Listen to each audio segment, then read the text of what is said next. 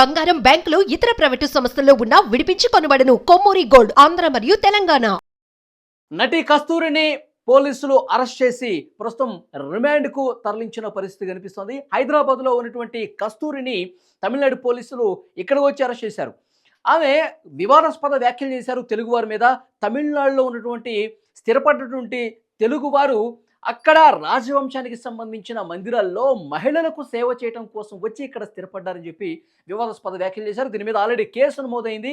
So Tamil Nadu పోలీసులు హైదరాబాద్ వచ్చి మరీ అరెస్ట్ చేశారు. ప్రస్తుతం కోర్టు కూడా 12 రోజుల రిమాండ్కు తరలించింది. సో ఈ కేసుకు సంబంధించి మరింత మనం సమాచారం సేకరించే ప్రయత్నం చేద్దాం. మా ప్రతినిధి గోపి లైవ్లో సిద్ధంగా ఉన్నారు. గోపి, చెప్పండి. మళ్ళీ మనం చూసుకోవచ్చు, ఎవరైతే నటి కస్తూరి ఉన్నారో ఆమె వచ్చి ఆ తెలుగు యాక్ట్రెస్గా మనం చెప్పుకోవచ్చు. అదేవిధంగా తమిళనాడులో కూడా ఆమె ఒక ఫేమస్ యాక్టర్ అని చెప్పుకోవచ్చు.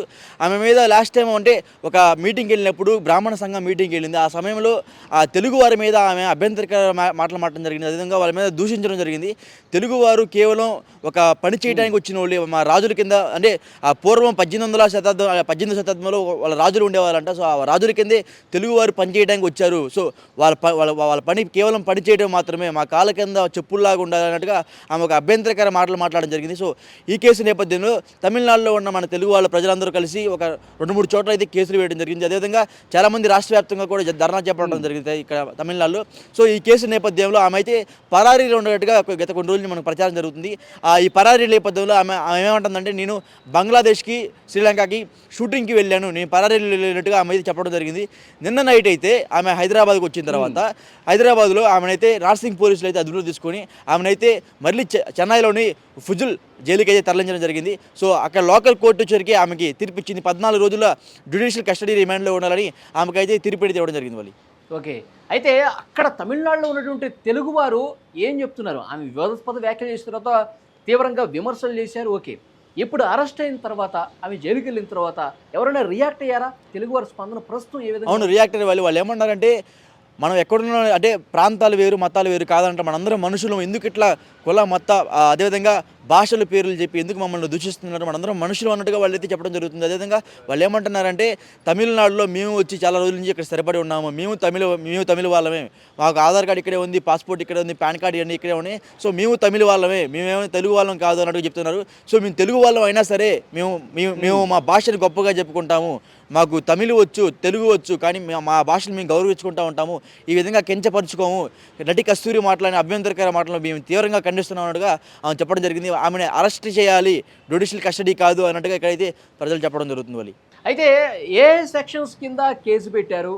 అంటే దీని పర్యవసనాలు ఏ విధంగా ఉంటే ఆమె ఎన్నాళ్ళు ఇంకా జైల్లో ఉండే పరిస్థితి ఉంది? అంటే ఒలి ఇక్కడ ఆమె మీద మొత్తం 4 సెక్షన్ల కింద అయితే కేసు పెట్టడం జరిగింది. ఎందుకంటే చాలా ఊర్ల నుంచి ఆమె మీద కంప్లైంట్ రావడం జరిగింది. ఎందుకంటే సుమారు వాళ్ళ బ్రాహ్మణ సంఘాలు ఏదైతే ఆమె మాట్లాడిన అభ్యంతరకర మాటలు ఉన్నాయో ఇవన్నీ తెలుగువారు, అక్కడ ఏదైతే తమిళనాడులో ఉన్న తెలుగు వాళ్ళందరూ కలిసి ఏకదాటి మీద నిలబడి సుమారు 10 సంఖ్యల మీద ఆమె మీద కేసులు పెట్టడం జరిగింది. సో దీన్ని లోకల్ పిఎస్లో దీన్ని ఎఫ్ఐఆర్ నమోదు చేయగా 4 సెక్షన్ల కింద కేసు నమోదు చేసి ఆమెనైతే జ్యుడిషియల్ కస్టడీకి అయితే తీసుకున్నారు. సో ఎట్టకేలకైతే నిన్న మధ్యాహ్నం అయితే ఆమె అయితే హైదరాబాద్ నార్సింగ్ పోలీస్ స్టేషన్లో అయితే ఆమెను అదుపులో తీసుకోవడం తెలుస్తుంది.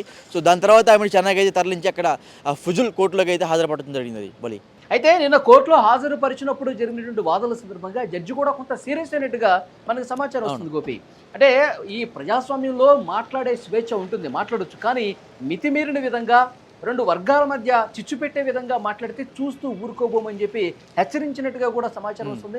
నిజమే వాళ్ళు ఇక్కడ, ఎందుకంటే ఖచ్చితంగా వాక్ స్వాతంత్రం అనేది ప్రతి ఒక్కరికి ఖచ్చితంగానే ఉంటుంది. ఎందుకంటే ఆమె మాట్లాడిన మాటలు డెఫినెట్గా కొన్ని వీ అగ్రి, ఎందుకంటే వాక్ స్వాతంత్రం అనేది తప్పకుండా అందరికీ ఉండదు, కానీ అవతల వాళ్ళు కించపరిచే విధంగా, అవతల వాళ్ళని అభ్యంతరకరంగా దూషించే విధంగా అయితే ఆమె మాటలు ఉండకూడదని జడ్జి గారు కూడా ఆమెని వాదించడం జరిగింది. సో ఎనీవే ఆమెకైతే 14 రోజులు అయితే జ్యుడిషియల్ కస్టడీ రిమాండ్కి తీసుకున్నారు. అదేవిధంగా పోలీసులు కూడా ఆమెకి భారీ పహారాతో ఆమెనైతే జైలుకి అయితే తరలించడం జరిగింది. వాళ్ళు అయితే నిన్న కోర్టు నుంచి బయటకు వచ్చిన తర్వాత అక్కడ కొంతమంది జర్నలిస్టులు ఉంటే వాళ్ళని ఉద్దేశించి ఒక వ్యాఖ్య చేసినట్టుగా తెలుస్తుంది. అధికార దుర్వినియోగానికి పాల్పడకండి, ప్రజాస్వామ్యాన్ని బతికించండి అని చెప్పి కస్తూరి అన్నట్టుగా తెలుస్తుంది. ఆ సందర్భంలో ఆ వ్యాఖ్యలు ఎందుకు చేయాల్సి వచ్చింది? అక్కడ ఉన్నటువంటి జర్నలిస్టులు ఇచ్చిన అంటే సమాచారం వలి ఏంటి? ఎక్కడ లోకల్ జర్నలిస్ట్ డెఫినెట్గా అందరూ ఉంటూనే ఉంటారు. అక్కడ ఆ జర్నలిస్టులు ఏమన్నారంటే తెలుగు వాళ్ళకి ఇట్లా మీరు అన్యాయంగా మాట్లాడారని ఆ జర్నలిస్టులు కూడా తెలుగు వాళ్ళ సపోర్టు నిలబడ్డారు కాబట్టి ఆమె ఇట్లా వ్యతిరేకంగా జర్నలిస్టుల మీద ఇట్లా అభ్యంతరకర మాటలు మాట్లాడుతుంది. సో ఎక్కడికి వెళ్ళినా సరే ఆమె ఒక అభ్యంతరకర మాటలు తప్పకుండా మాట్లాడుతున్నానని ఆమె మీద ఒక పెద్ద ఎత్తున ఆరోపణలు కూడా ఉన్నాయి. సో ఈ ఆరోపణల మేరకు ఏమి ఎలాంటి కామెంట్స్ చాలా చేసిందంటే ఇదివరకు ఏమో మన తెలుగులో కూడా కొన్ని సీరియస్లు నటిస్తుంది ప్రస్తుతం అయితే. సో అక్కడ జర్నలిస్టుల మీద దాడి అంటే సినీ జర్నలిస్టులు ఖచ్చితంగా ఉంటారు. ఆ సినీ జర్నలిస్టులే చెప్పారు ఇట్లా అభ్యంతరకర మాటలు మాట్లాడొద్దు, ఎందుకంటే ఎక్కడున్నా సరే అందరూ మనుషులని జర్నలిస్టులు చెప్పగా వాళ్ళ మీద అయితే అభ్యంతరకర మాటలు చెప్పొద్దు అని జర్నలిస్ట్ వాదించిన సంగతి తెలిసింది.